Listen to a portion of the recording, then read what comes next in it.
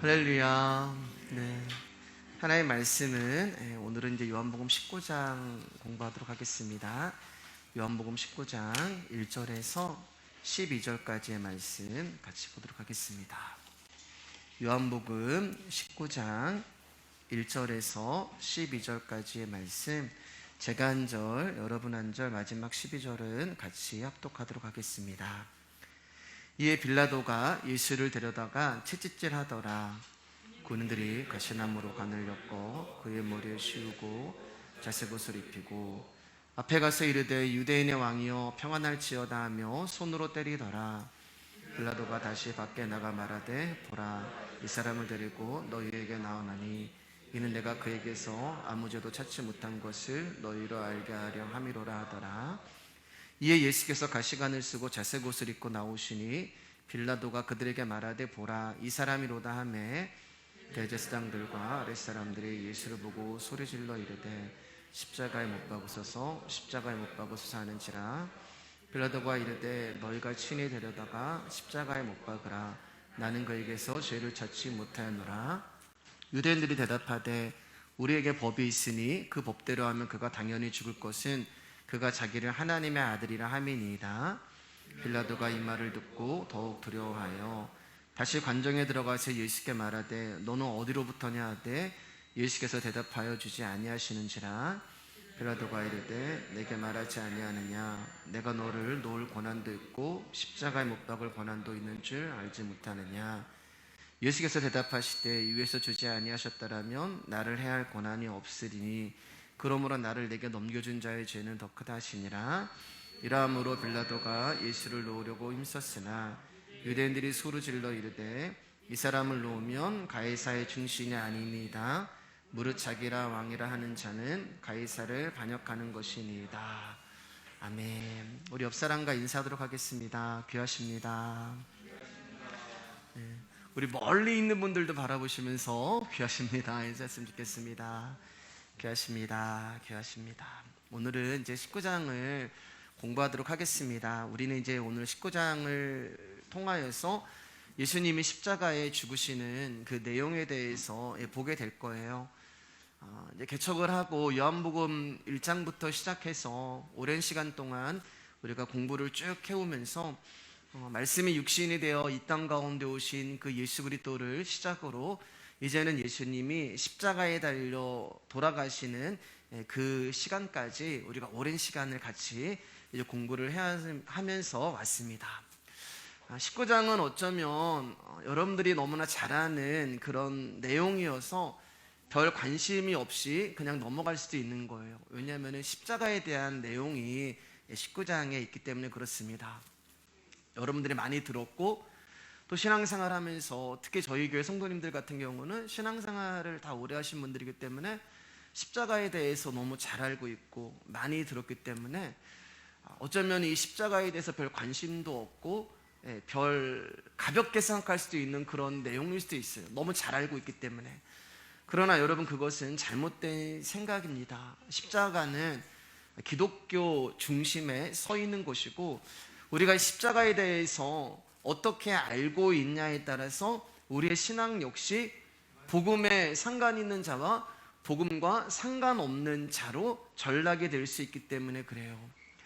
그럼에도 불구하고 많은 사람들은, 많은 성도님들은 십자가에 관해 많이 들었고 잘 알고 있다는 생각으로 더 이상 알 필요가 없다라고 생각하시는 분들도 있습니다. 그리고 십자가 설교에 대해서 지루하게 느끼시는 분도 있어요. 또 십자가냐라고 이야기하시는 분도 계십니다.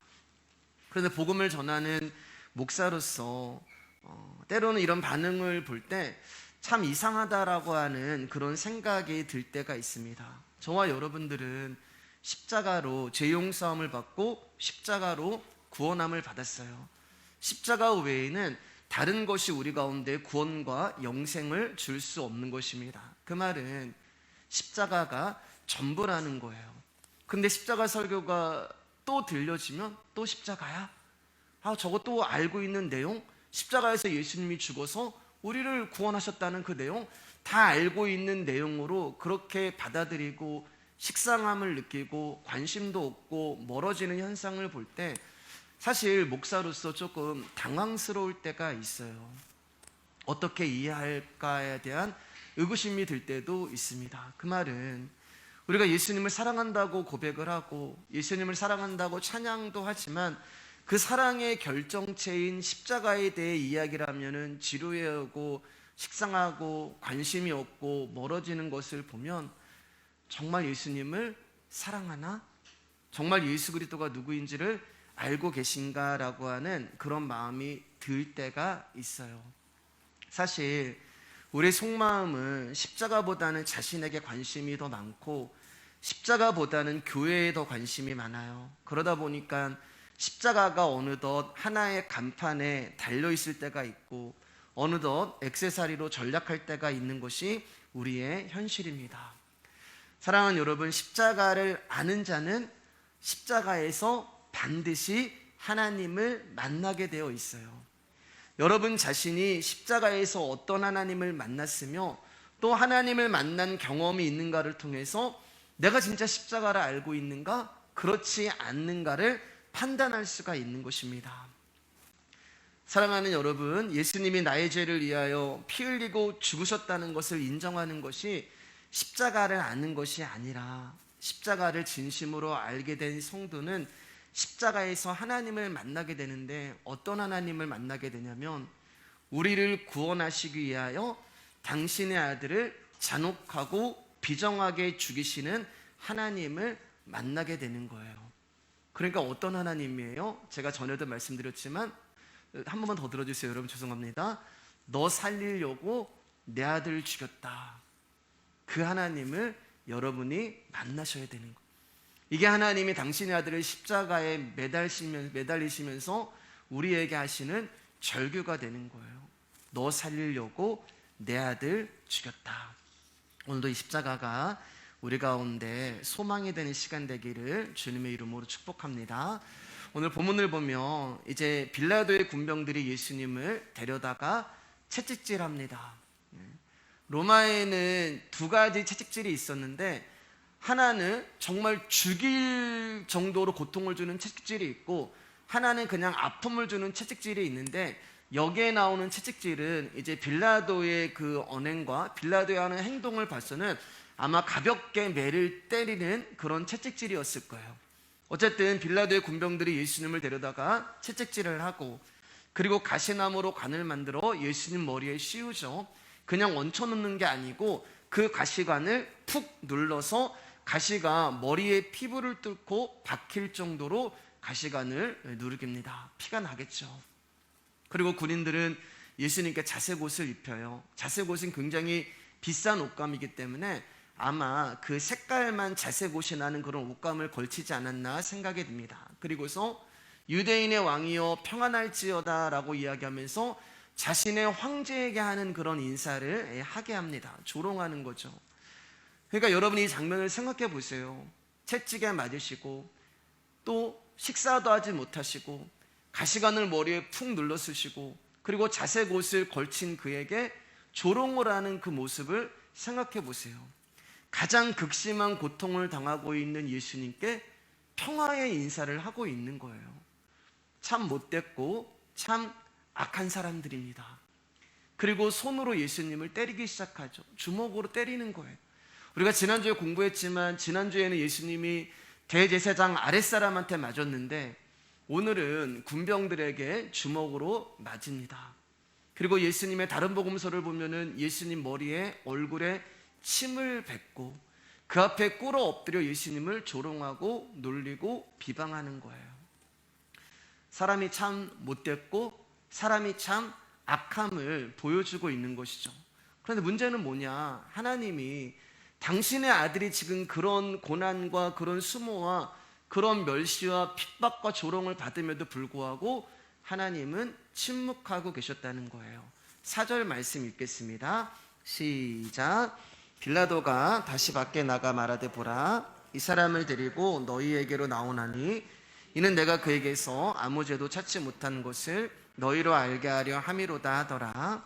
자, 이제 빌라도는 예수님을 그렇게 채찍질하고 가시관을 세우고 자색옷을 입힌 후에 유대인들 앞에 예수님을 세우는 것입니다. 빌라도는 거기까지 하고 싶었던 거예요. 더 이상 진앙하고 싶지 않았어요. 그래서 예수님을 놓아주고 싶어서 이제 예수님을 그렇게 하고, 자, 이 정도 했으면 됐지, 이런 걸로 지금 유대인들 가운데 환심을 살려고 하는 것입니다. 왜냐하면은 오늘 성경을 보면은 아무 죄도 찾을 수가 없었기 때문에 그래요. 빌라도가 예수님을 보는데 빌라도는 예수님에게서 죄를 찾을 수가 없는 거예요. 그런데 유대인들은 예수님의 그런 모습에 만족하는 것이 아니라 예수님을 못 박으라고 아우성을 칩니다. 그리고 결국 빌라도는 유대인의 강압에 이기지 못하여 예수님을 십자가에 못 박게 되죠. 유대인의 그 강압을, 요구를 들어주지 않으면 자신이 유대인의 총독이라는 위치가 흔들리게 되는 것이고, 그리고 유대인들이 소요를 일으킴으로 말미암아 로마 황제인 가이사로부터 유대인을 잘 다스리지 못했던 것에 대한 추궁을 받을 것을 두려워하여 빌라도는 결국 이 유대인들의 요구대로 예수님을 십자가에 못 박게 돼요. 여러분, 빌라도 입장에서는 한난 예수라는 존재를 비호하기 위해서 다수의 유대 종교자들과 대립할 이유가 그는 전혀 없었어요. 빌라도가 해야 할 일은 정해진 것이죠. 유대인들이 바라는 만큼 예수를 욕보이고 유대인들의 마음을 시원하게 할 만큼 조롱하고 수치와 모멸감을 예수님께 안겨주는 것입니다. 다시는 예수님이 메시아 행세를 할 마음이 들지 않을 정도로 혼을 주고 겁을 주는 거예요.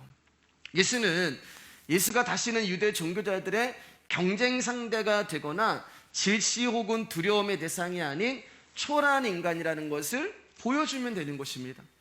또 예수님께 일말의 기대를 품고 있는 자들에게 예수에게서는 아무것도 얻을 수 없다는 것을 알게 해주므로 예수가 얼마나 한심한 인간임을 보여주면 되는 거예요. 그게 이제 빌라도가 해야 되는 일이죠. 즉, 예수님께 죄를 찾을 수 없음을 알면서도, 자기가 봐도 이분은 죄가 없는 분이다라는 것을 알면서도 자신의 위치와 자신의 유익과 자신의 이익을 위해서라면 죄 없는 자도 죽일 수 있는 존재가 바로 빌라도가 되는 거예요. 그러니까 빌라도 역시 군병들처럼 악하고 못된 사람이라는 거예요. 그런데 여기서 문제가 또 뭐냐? 여기서도 하나님은 침묵하고 계신다는 거예요. 여러분, 만약에 여러분들이 군병들이고 여러분들이 빌라도라면 어떡하겠어요? 여러분들이 빌라도인데 예수님에게서 죄를 찾을 수 없단 말이에요. 그러면 여러분들은 빌라도와 다른 모습을 보일까요? 야, 이분은 죄가 없으신 분이야, 나의 권한으로 이분을 놓아줄 거야, 여러분 그렇게 하실 수 있을까요? 만약에 여러분들이 그렇게 하신다면 여러분들은 세상에서 여러분들이 누리는 위치와 유익과 이익을 버리고 예수님은 죄가 없으신 분이다, 예수님이 진리다 하면서 그분을 따라야 하고 같은 편에 서야 하는 모습이 나와야 하는 거예요. 어려운 거예요, 여러분. 그래서 빌라도가 그렇게 하지 못한 것입니다. 빌라도와 다른 모습을 보여줘야 되는데, 솔직하게 여러분 말씀을 나에게 대입시킬 때 나는 과연 빌라도와 다른 모습을 보여줄 수 있나? 아니란 말이에요. 못하시잖아요. 그럼 여러분 무슨 말이 되는 거예요? 저와 여러분 역시 악하고 못된 사람이라는 거예요. 인정하시죠? 네. 그러니까 하나님이 당신의 아들 예수가 채찍에 맞고 가시면류관을 쓰고 싸구려 자색 옷감을 걸치고 주먹으로 맞으며 침뱉음을 당하며 죄가 없음에도 불구하고 죄인이 되는 이 모든 과정에 침묵하신 이유는 바로 저와 여러분들이 로마 군병들이었고 빌라도였고, 바로 저와 여러분들이 악인이고 죄인이라는 것을 말씀하시고 드러내고, 그리고 그 죄와 악에 대한 하나님의 단호한 의지가 무엇인가를 보여주기 위해서 하나님이 침묵하시고 계시는 것입니다. 그러니까 결국 예수님을 죽인 존재는 누구냐면 유대인과 빌라도가 아니라 오늘도 당신의 아들 예수 그리스도에 대해서 침묵하고 계시는 아버지 하나님이 당신의 아들을 십자가에 죽이신 거예요. 그래야지만 세상이 얼마나 악하고 인간들이 얼마나 죄가 있고 그 악과 죄를 하나님께서 어떻게 해결하시겠다고 하는 십자가가 서야 하기 때문에 하나님이 예수님에 대해서 침묵하고 계신 것입니다. 따라서 예수님의 잡히심도 매맞으심도 핍박도 조롱도 하나님이 다 원하신 거예요. 하나님의 뜻이고 그분의 섭리였다는 거예요. 그래서 하나님은 이 십자가가 세워지는 그 모든 과정에 아무 말도 하지 아니하시고 침묵하고 계신 것입니다. 그래야만 저와 여러분을 향한 하나님의 뜻이 이루어지기 때문에 그래요. 그러면 여러분, 우리 인생에 십자가와 같은 그런 일들이 찾아온단 말이에요. 여러분의 인생에 고난이 있고 핍박이 있고 어려움이 있고 눈물이 있고 아픔이 있고 정말 십자가 같은 그런 일들이 내 인생 가운데 사사건건 찾아올 때가 있단 말입니다. 그러면 그게 뭐예요? 성경은 여러분 안 믿는 사람들에 대해서 이야기하는 것이 아니란 말이에요. 성경은 하나님과 예수님과 나의 이야기예요. 성경에 있는 그 인물은 곧 나란 말이에요. 그러면 예수님이 당했던 그 십자가의 사건도 동일하게 우리의 인생 가운데 찾아오는데 그 모든 것이 무슨 말이냐? 하나님의 뜻이고 하나님의 원함이고 하나님의 계획 가운데 일어난다는 것을 여러분 믿으시기를 주님의 이름으로 축복합니다. 굉장히 힘든 일이죠. 어려운 일이죠. 그러나 성경은 나의 이야기라고 했잖아요. 요셉이 구덩이에 노예로 감옥에서 있을 때 이게 뭐예요? 요셉에게 찾아온 십자가란 말이에요. 처음에는 요셉이 형들을 원망하고 보디발의 아내를 원망하고 술 맡은 관원장을 원망했지만 그가 나중에 형들을 만났을 때 형님들 때문에 보디발의 아내 때문에 술 맡은 관원장 때문이라고 이야기를 하지 않고 뭐라고 얘기해요? 전부 하나님이 하셨습니다. 하나님께서 이 민족을 구원하시기 위해서 하나님의 계획과 섭리 가운데 나를 먼저 이곳으로 보내셨습니다 라고 고백을 하는 거예요. 시편 105편 17절에서 19절 말씀입니다. 시작. 그가 한 사람을 앞서 보내셨으며 요셉이 종으로 팔렸도다. 그의 발은 착고를 차고 그의 몸은 쇠사슬에 매였으니 곧 여호와의 말씀이 응할 때까지라. 그의 말씀이 그를 단련하였도다. 여기 그의 말씀이 그를 단련하였도다. 우리가 지난주에 공부했던 것은 하나님의 말씀을 응하게 하려 하심이라. 하나님이 한 사람을 애굽에 먼저 보내셨다고 시편에서 말씀해요. 하나님이 보내신 거예요. 근데 현실은 뭐예요, 여러분? 팔려온 거란 말이에요. 그렇잖아요. 하나님은 보내셨다고 말씀하시는데 내가 당하고 있는 현실은 팔려온 거고 구덩이고 노예고 감옥이에요. 하나님은 한 사람을 보내셨다고 이야기하는데 현실은 내 발에 수갑을 차고 몸에 쇠사슬에 매인 거예요. 그런데 그것을 가지고 성경은 하나님의 말씀을 이루기 위한 것이다 라고 말씀해요. 그러면서 무엇이 요셉을 단련했냐면은 말씀이 단련했다고 이야기하는 것입니다. 그러면 여러분 인생 가운데 종으로 팔리는 일들, 여러분 인생 가운데 발에 수갑을 차고 몸에 쇠사슬에 매여있는 모든 것이 다 주님의 말씀을 응하게 하려 하시기 위한 하나님의 계획과 하나님의 섭리와 하나님의 뜻이라는 거예요. 처음에는 힘들죠.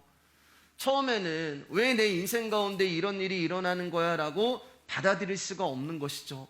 그런데 하나님은 요셉이 처해 있는 모든 상황과 환경 가운데서 오직 하나님만 의지하고 하나님만 신뢰하게 하시는데 그게 어떤 방법으로 하냐면은 전에도 말씀드렸지만 그 현실을 받아들이게 하는 거예요. 처음에는 부정하고 처음에는 인정되지 않고 처음에는 부인하지만 하나님이 그 고난과 십자가와 같은 아픔 가운데 침묵하심으로 지금 예수님이 그 현장 가운데서 하나님이 침묵하시잖아요.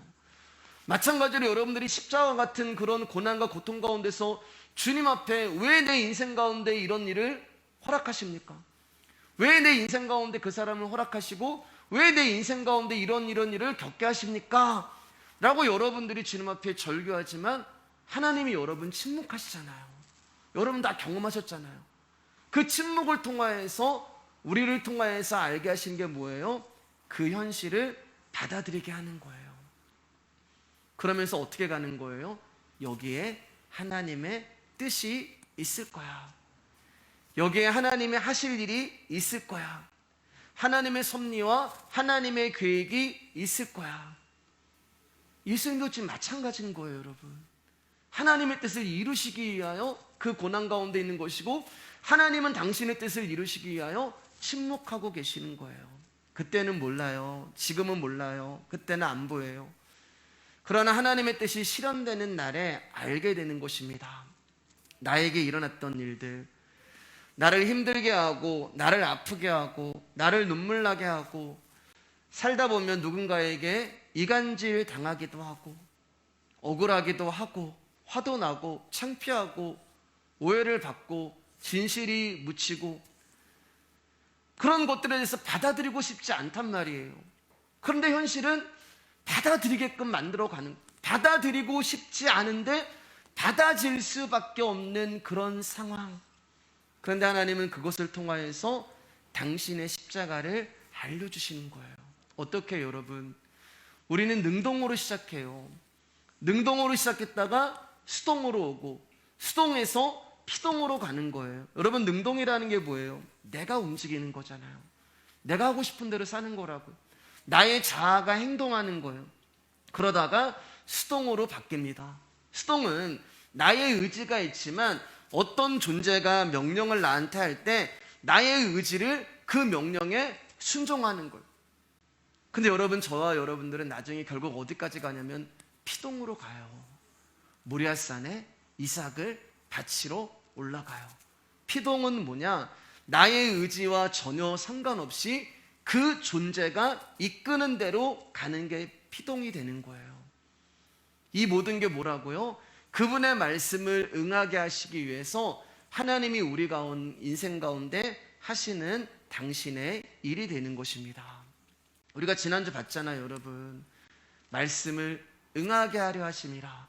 결국 언약이 언약을 이루고 약속이 약속을 이루고 말씀이 말씀을 이루는 거예요. 말씀이 역사를 이루시고 말씀이 역사를 만드시고 말씀이 역사를 써내려 가시는 것입니다.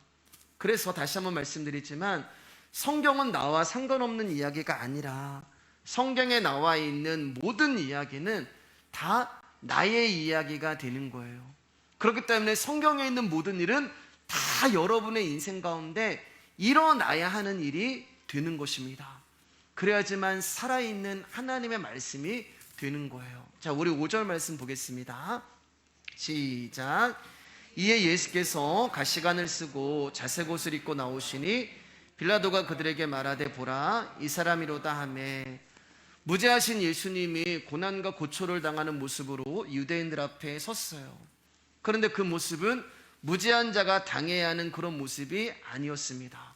비참하고 초라한 모습으로 유대인들 앞에 섰어요. 그리고 빌라도가 보라, 이 사람이로다 라고 예수 그리스도를 유대인들 앞에서 우스갯거리로 만들어 버렸어요. 봐라, 너희가 유대인이라 왕이라고 나에게 고소했던 인간이다. 봐라, 머리에는 면류관을 썼고 옷에는 자색 옷을 입었다. 잘 어울리지 않느냐 하며 예수님을 조롱하고 농락하는 거예요. 그리고 아까도 말씀드렸지만 빌라도는 이쯤에서 그만두려고 했었어요. 그런데 여러분, 말씀을 보면 빌라도가 예수님을 소개를 해요. 보라, 이 사람이로다. 여러분, 이게 유대인들 앞에는 예수님을 조롱하는 걸로 보이지만, 저는 이 말씀을 준비하면서 이 빌라도가 예수 그리스도를 왕으로 인정하는 모습으로 보는 거예요. 유대인들에게는 봐라, 너희들이 유대인의 왕이다라고 그런 조롱하는 걸로 보이지만, 우리 가운데는 어떻게 보이는 거예요? 봐라, 이분이 하나님의 아들이다. 봐라, 이분이 이 세상의 왕이다라는 것을 암시하고 있는 것입니다. 그러니까 말씀이 하시는 거예요. 빌라도의 의지와 상관없이 말씀은 당신의 역사를 이루어 가시고 쓰고 가시는 것입니다.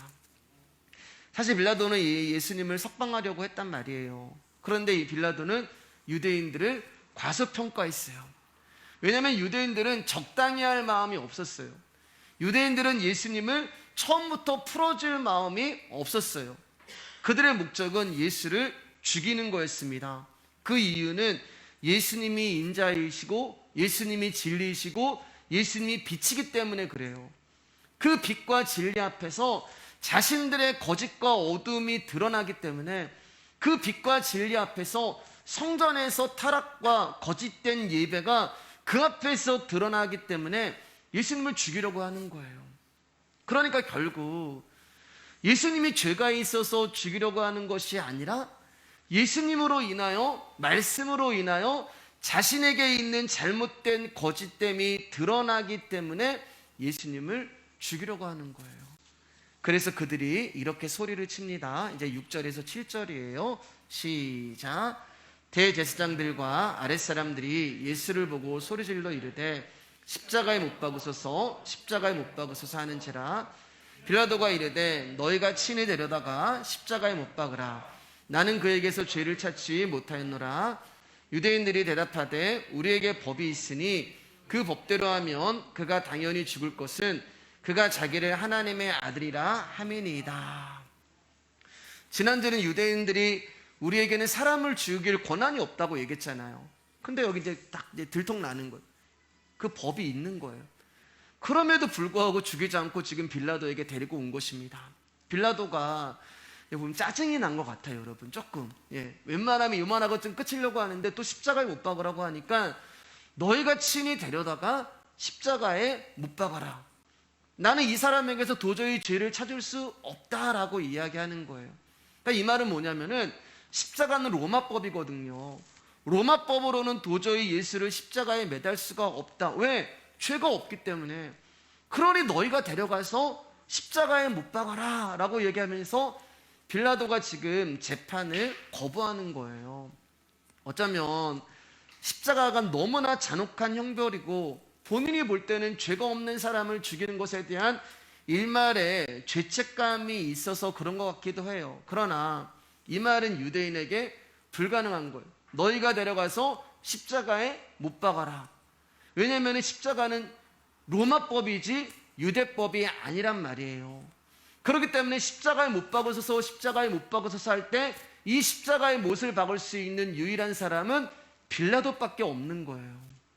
그러자 유대인들이 다시 빌라도에게 간청을 하는데 그가 왜 죽어야 하는지 압니까? 라고 이야기하면서 그가 당연히 죽을 것은 자기를 하나님의 아들이라 한다라는 그 이유가 유대인들이 예수를 죽여야 하는 이유가 되는 거예요. 여러분, 유대인들은 하나님의 아들을 오매불망 기다려온 사람들입니다. 그런데 그들이 기다려온 하나님의 아들은 자신의 삶을 행복하게 해줄 메시아였던 거예요. 그러니까 유대인들은 하나님을 믿는다는 것이 나의 행복만을 위해서 하나님을 믿었던 거예요.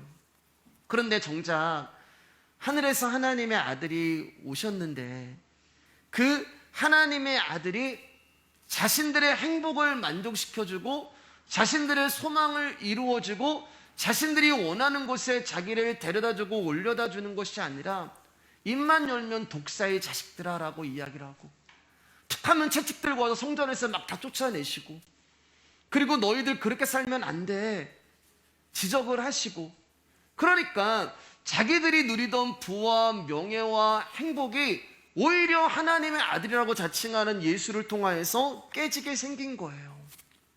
그러니까 그를 죽일 수밖에 없는 것입니다. 그런 자를 하나님의 아들로 인정을 해버리면 그동안 그들이 품고 살아온 소망을 포기해야 하는 거예요. 그래서 예수를 하나님의 아들로 인정할 수 없었던 것입니다. 근데 빌라도는 다르단 말이에요. 왜요? 그는 유대인이 아니에요. 그는 이방인이기 때문에 유대인들과 같은 소망이 빌라도에게는 없었습니다. 그렇기 때문에 예수님을 십자가에 죽일 이유가 없는 거예요. 그럼에도 불구하고 죄가 없는 예수님을 죄가 없다는 것을 알면서도 예수님을 십자가에 죽여버리는 빌라도는 그럼에도 불구하고 자신이 누리고 있는 권력과 부와 자기의 위치를 보호하기 위한 방편이었던 거예요. 그럼 보세요, 여러분. 유대인들과 빌라도가 틀린 게 하나도 없어요. 유대인들이 예수님을 십자가에 못 박은 것이나 빌라도가 예수님을 십자가에 못 박은 것이나 다 같은 이유예요. 뭐예요, 여러분? 나라는 존재를 유지하기 위해서. 내가 깨지고 내가 박살나고 내가 죽는 것이 싫기 때문에 유대인들이나 빌라도나 똑같은 이유로 예수님을 죽이는 거예요. 그러니까 여러분, 이 세상에는 모든 사람은 악하고 죄인인 것입니다. 자, 8절, 9절 상반절 읽겠습니다. 시작. 빌라도가 이 말을 듣고 더욱 두려워하여 다시 관정에 들어가서 예수께 말하되 너는 어디로부터냐 하되. 빌라도는 예수님이 유대인들이 그가 하나님의 아들이기 때문에 죽어야 합니다라는 그 소리를 듣자 새로운 증언을 듣는 거잖아요. 그러니까 두려움에 빠진 거예요. 혼란 가운데 온 거예요. 그러면 말씀을 보면은 8절 보면은 더욱 두려워하여라고 했잖아요. 더욱. 그 말은 무슨 말이에요, 여러분? 지금 빌라도는 예수님을 이미 두려워하고 있었던 거예요. 더욱이라고 하니까 두려운데 지금 더 두려워진 것입니다. 진작부터 예수님을 두려워했던 거예요. 무언가가 다른 것을 느꼈던 거예요. 무언가가 예수님으로부터 오는 경외감과 예수님으로부터 어떤 신적 존재가 느껴졌던 거예요. 근데 본인도 그것을 느끼고 있었는데 하나님의 아들이다라고 이야기를 하니까 더욱 두려워진 거예요. 여러분, 제가 이제 말씀을 준비하면서 재밌는 것은 예배를 인도하고 말씀을 전하는 제사장들이 예수님을 두려워하는 게 아니라 예수님을 전혀 알지 못하는 존재가 예수님을 두려워하고 있는 거예요. 빌라도는 이 사람이 진짜 하나님의 아들이라면 그러면 내가 신의 아들을 죽이는 건데, 그럼 이 사람을 죽임으로 말미암아 나에게 저주가 임하고 끔찍한 일이 일어나면 어떡하지라는 생각에 두려운 거예요. 예수님이 하나님의 아들이기 때문에 두려운 게 아니라 여전히 나에게 오는 어떤 저주와 어떤 피해가 있지 않을까 때문에 두려운 것입니다. 그러니까 오로지 자기의 관심은, 이해 관심은 자기밖에 없는 거예요. 결국 유대인이나 빌라도나 결국 하나님이 존재하셔야 하는 이유는 자신을 위해서 있는 거예요. 창조자가 피조물을 위해서 있는 거예요. 피조물이 창조주를 위해서 있어야 하는데 이 유대인과 빌라도는 창조주가 나를 위해서 있어야 돼. 이게 죄고 이게 악이고, 저와 여러분들이 하나님을 믿는다고 하면서 여전히 하나님 위에 내가 있다면 그 역시 죄가 되고 악이 되는 거예요. 그래서 그것이 두려웠던 빌라도가 상반절에서 너는 어디로부터냐? 무슨 말이에요? 네가 진짜 하나님의 아들이냐? 예수가 진짜 하나님의, 하늘에서 내려온 하나님의 아들이 맞냐라고 물어보는 거예요. 자, 9절 하반절에 우리 같이 읽을까요? 시작. 예수께서 대답하여 주지 아니하시는지라. 그동안 예수님이 이제 대화를 잘하셨단 말입니다. 고문을 당하실 때도 대화를 잘하시고 답을 하셨는데 이 질문에는 예수님이 답을 하지 않으세요. 그런데 여러분, 지난주에 우리가 공부했지만 이미 예수님이 지난주에 답을 하셨잖아요. 네가 유대인의 왕이냐 물어봤을 때 내 나라는 이 세상에 속한 것이 아니다라고 분명히 말씀하셨잖아요. 이미 예수님은 말씀을 하셨어요. 근데 빌라도가 똑같은 질문을 하고 있는 것입니다. 답을 안 하세요. 여러분, 예수님이 우리의 질문에 답하실 이유가 없어요. 창조주가 피조물의 요구에 답하실 이유가 없어요. 그래서 욥기를 보면은 계속 욥 혼자 떠드는 거예요. 하나님이 38장에 나타나시잖아요. 3장부터 해서 욥이 계속 자기가 하나님 질문을, 왜 침묵하십니까? 왜 답하지 않으십니까? 왜 내가 죄가 없는 이런 고난을 당해야 됩니까? 하나님이 거기에 대해서 답하실 이유가 없는 거예요.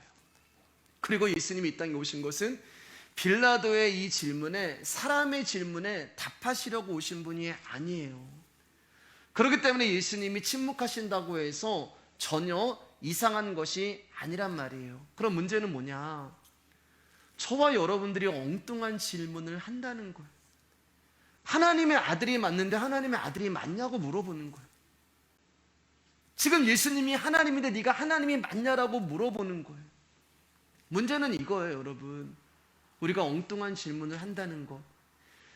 예수님은 우리가 바른 질문을 하지 못하는 것을 알고 계세요. 그래서 그분이 오신 거예요. 그 말씀이 우리의 심령 안에 들어옴으로 말미암아 그동안 엉뚱한 질문을 했고 바른 질문을 하지 못했던 우리의 신앙과 믿음을 그 말씀이 진리가 무엇인지를 바꾸어 가시는 거예요. 저는 어린 시절에 하나님 앞에 많이 했던 엉뚱한 질문이 있어요. 그게 뭐냐면은 왜 선악과를 만드셨어요? 이게 제 질문이었어요. 아니, 하나님이 선악과만 안 만드셨으면 아담이 선악과를 안 먹었을 것이고 그럼 우리가 죄인이 안 됐을 거 아니냐. 이게 제 질문이었어요. 여러분들은 전혀 그런 질문 안 하신 분처럼 계시는데, 예. 이게 제가 하는 하나님 앞에 엉뚱한 질문이 된 거예요. 그러니까 결국 그 끝은 뭐예요? 아담이 잘못한 게 아니고 하나님이 그렇게 하신 거죠. 그런데 이렇게 무지하고 엉뚱한 질문이 아닌 제 안에 하나님의 말씀이 찾아오심으로 말미암아 그 엉뚱한 질문이 바른 질문하는 사람으로 바뀌어버리는 거예요. 그럼 바른 질문은 뭘까요, 여러분? 바른 질문. 다른 질문은 오늘 우리가 찬양 드렸잖아요. 왜 하나님 나 같은 존재를 이토록 사랑하십니까? 전에는 왜 선악과를 만들었고 왜 지옥을 만들었고 왜 하나님 죄도 없는 사람을 죽였고 하나님은 이해할 수 없는 일을 왜 하나님이 왜 그렇게 하시고 사랑의 하나님 왜 그렇게 하시고 그런 게 제 질문이었다면 지금은 제가 하나님 앞에 하는 질문이 뭐냐면 하나님 왜 나 같은 사람을 사랑하십니까? 하나님 왜 나 같은 존재를 이토록 용서하십니까? 미련하고 연약하고 교만하고 어리석은 존재인데 왜 하나님 나 같은 존재에게 이토록 은혜를 주십니까? 신기하죠? 궁금한 것도 많았고 물어볼 것도 많았는데 어느 날 그분의 진리가 그분의 말씀이 그분의 영이 내 안에 생명으로 임하는 그 순간부터 그 엉뚱한 질문들이 다 사라져버리는 거예요. 궁금한 것이 사라져버리고 물어보고 싶은 것들이 사라지고 그분의 섭리가 보이고 그분의 경륜이 보이고 그분의 계획이 보이고 그분의 뜻이 보이면서 그 안에서 그 모든 것이 다 풀어지고 이해가 되는 거예요. 그리고 딱 하나의 질문만 남는 거예요. 왜 나 같은 존재를 사랑하시고 용서하시고 은혜를 베푸시는가? 이게 아직도 풀리지 않는 의문이에요. 여러분 당연하다고 생각하시면 안 돼요. 의문이 돼야 돼요. 여러분이 여러분의 인생, 여러분의 삶을, 여러분의 존재를 봤을 때 아니 어떻게 나 같은 사람을 사랑하시지? 이거 진짜 물어봐야겠다. 하나님 앞에 어떻게 나 같은 존재를 이렇게 용서하시지? 이해가 되지 아니하는 이 질문만 남는 것입니다. 우리 10절 말씀 보겠습니다. 시작. 빌라도가 이르되 내게 말하지 아니하느냐 내가 너를 놓을 고난도 있고 십자가에 못 박을 고난도 있는 줄 알지 못하느냐. 여러분 예수님은 지금 살기 위해서 재판을 받으시는 게 아니에요. 예수님은 죽으려고 재판을 받으시는 것입니다. 그렇기 때문에 본인의 목숨을 살고자 변명하고 자신의 무죄함을 이 정당하다고 얘기할 이유가 없으신 거예요. 예수님은 죽으러 오신 거예요. 죽으려고 재판을 받으시는 거란 말입니다. 예수님이 아무 말씀도 안 하고 침묵하시자 빌라도가 화가 난 것 같아요. 아니면 어쩌면 더 두려움에 떨어서 물어보는 건지도 모릅니다. 자신의 권세를 가지고 예수님을 향해서 얘기하는 거예요. 내가 묻는 말에 대답 안 해? 너 내가 누군 줄 알아? 내가 너를 십자가에 못 박을 권세도 있고 너를 풀어줄 권세도 있는 자야 라고 이야기하면서 자신의 권세를 자랑해요. 무지하고 유치합니다. 맞아요, 여러분. 세상의 권세는 빌라도에게 예수님을 석방할 권세도 있고 죽일 수도 있는 권세를 줬어요. 그러나 그가 예수님의 죽음에 대한 의미를 부여할 권세가 그에게는 없습니다. 예수님은 채찍질할 수 있고 창으로 찌를 수 있고 때릴 수 있고 핍박하고 침뱉고 조롱하고 모욕할 수 있는 권세가 빌라도에게 있어요. 그러나 거기까지예요. 사람들이 우리에게 못된 짓을 할 수 있고 억울하게 할 수 있고 우리 마음에 비수를 꼽을 수도 있고 상처를 줄 수가 있어요. 그러나 거기까지예요. 사단이 우리에게 고통을 주고 우리로 하여금 시험에 들고 유혹에 빠지게 할 수도 있어요. 그러나 거기까지입니다. 세상에 그 어떤 권세라 할지라도 나에게 영원한 생명을 주시는 예수 그리스도의 구원이라는 권세를 막을 수 없는 것입니다. 세상에 그 어떤 권세라 할지라도 우리를 하나님 나라의 백성으로 만들고 하나님의 자녀로 만드는 그 일을 막고 빼앗을 수 있는 권세가 없는 거예요. 진짜 권세는 오직 하나님만이 가지고 계시는 것입니다. 우리 11절, 12절 말씀 읽으면서 이제 말씀 조금씩 정리할게요. 시작. 예수께서 대답하시되 위에서 주지 아니하셨다라면 나를 해할 권한이 없으리니 그러므로 나를 내게 넘겨준 자의 죄는 더 크다 하시니라. 이러함으로 빌라도가 예수를 놓아주려고 힘썼으나 유대인들이 소리질러 이르되 이 사람을 놓으면 가이사의 충신이 아니니이다. 무릇 자기를 왕이라 하는 자는 가이사를 반역하는 것이니이다. 위에서 주지 아니하셨더라면 무슨 말이에요? 이 빌라도에게 있는 권세 역시 하나님이 허락하였기 때문에 주어진 거란 말입니다. 그러니까 빌라도에게 있는 권세를 통하여서 하나님이 그에게 세상의 권세를 주심으로 예수 그리스도를 십자가에 못 박음으로 당신의 뜻을 이루시는 거예요. 빌라도는 예수님의 말씀을 들으면 들을수록 더 두려움 가운데 빠집니다. 그래서 다시 예수님을 놓아주고 석방하려고 해요. 그러나 그는 끝내 유대인을 이기지 못합니다. 왜냐하면 로마의 식민지로 살아가는 유대인들에게는 결정적인 한 방이 있었는데 그게 뭐냐면 가이사의 충신이라는 말이에요. 만약 빌라도가 예수님을 석방하면 그것을 자신을 왕이라고 하는 예수님을 왕으로 인정하는 꼴이 되는 것이고, 그렇게 되면 빌라도는 로마의 황제인 가이사를 인정하지 않고 반역하는 결과를 가져오게 되는 것이죠. 그래서 결국 이 말이 빌라도를 긴장하게 만들었고 꼼짝없이 예수를 죽여야 하는 결정적인 이유가 된 거예요. 가이사의 충신. 그렇게 하나님의 충신이 되어야 하는 대제사장과 유대인들에 의해서 예수님이 십자가에 못 박히는 일이 일어나게 됩니다. 근데 여러분 12절 말씀을 보면 자기를 왕이라 하는 자는 이렇게 얘기해요. 유대인들이 자기를 왕이라 하는 자는. 근데 예수님은 한 번도 자기를 왕이라고 하신 적이 없으세요. 여러분 성경 찾아보세요. 저도 어제 계속 찾아봤거든요. 혹시 제가 실수하면 안 되니까. 예수님은 한 번도 자기를 왕이라고 하신 적이 없어요. 지난주에 빌라도가 네가 유대인의 왕이냐라고 물었을 때 내 말이 옳도다 이렇게 얘기하셨지 자기를 왕이라고 이야기하지 않으셨습니다. 왜요 여러분? 예수님께는 자기가 없었어요. 그분은 자기를 이미 비우시고 이 땅에 오셨기 때문에 그렇습니다. 그런데 이 사람들은 자기를 왕이라고 이야기해요. 우리 빌립보서 2장 6절 8절 말씀 한번 보겠습니다. 시작. 그는 근본 하나님의 본체시나 하나님과 동등됨을 취할 것으로 여기지 아니하시고 오히려 자기를 비워 종의 형체를 가지사 사람들과 같이 되셨고 사람의 모양으로 나타나사 자기를 낮추시고 죽기까지 복종하셨으니 곧 십자가에 죽으심이라. 예수님은 하나님이신데 그분이 하나님과 동등됨을 취할 것으로 여기지 아니하시고 자기를 비우신 거예요. 그리고 하나님이 자기를 비우셨으니까 그 빈 공간이 있잖아요. 그 안으로 저와 여러분이 들어감으로 구원을 얻게 된 거예요. 온 우주가 그분으로 충만했는데 그분이 스스로 자기를 비웠기 때문에 지구라는 공간이 만들어진 거예요.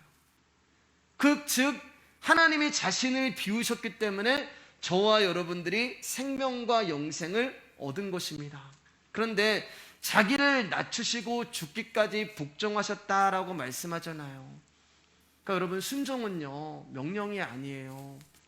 순종은 명령에 대한 단어가 아니라 순종은 섭리에 대한 단어가 되는 것입니다. 처음에는 하나님의 말씀이 명령으로 들려요. 그런데 어느 날부터 말씀이 보이기 시작합니다. 하나님이 하시는 일이 보이고 하나님의 뜻이 보이고 하나님의 계획과 하나님의 섭리가 보이는 거예요. 그게 뭐라 그랬어요? 제가 서두에 받아들이는 거예요. 받아들이기 위해서는 어떻게 해야 돼요, 여러분? 자기가 비워져야 돼요. 자기가 있으면 못 받아들여요. 그래서 예수님이 자기를 비우시고 이 땅에 오셔서 아버지 하나님이 하시는 그 뜻과 계획과 섭리를 받아들이는 것입니다. 우리 시편 105편에 아까 요셉에 대해서 봤지만 여러분, 요셉은 바로 예수 그리스도를 말씀하는 거예요. 하나님이 한 사람을 보내셨다고 하는 그 한 사람이 바로 예수 그리스도가 되는 것입니다.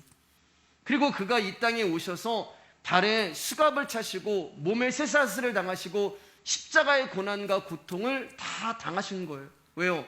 그 말씀을 응하게 하시기 위해서 자기를 비우셨기 때문에 그 말씀이 응하게 되는 것입니다. 사랑하는 여러분, 주님의 섭리는 자기가 없어야지만 받아들여지는 거예요. 저도 이 싸움은 끝없이 해요. 사역은 자기가 없는 것입니다. 여러분들은 어떠실지 모르지만 저는 순간순간 얼마나 내 안에 내가 많은지 모르겠어요. 이 정도면 없어졌겠지라고 생각하는데 까보면 거기에 내가 있고, 이 정도면 또 없어졌겠지라고 해서 들춰보면 그 안에 또 내가 있고, 끝도 없이 내가 나오고. 그러니까 뭐예요 그 말은? 나를 사랑한다는 거예요. 내 구주 예수를 더욱 사랑해야 되는데 내가 나를 사랑하고 더욱 사랑하고 더더욱 사랑하고, 이게 우리의 모습이 되는 거예요.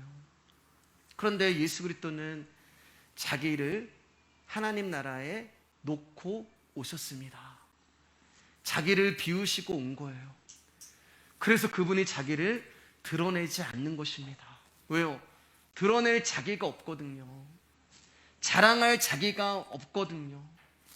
그렇게 자기를 비우신 예수님이 채찍에 맞으심으로 저와 여러분들이 나음을 입은 것이고, 그렇게 자기를 비우신 예수님이 가시관을 쓰심으로 우리가 의의 면류관을 쓰게 된 것이고, 그렇게 자기를 비우신 예수님이 자색 옷을 입으심으로 우리가 그리스도의 옷을 입게 된 것입니다.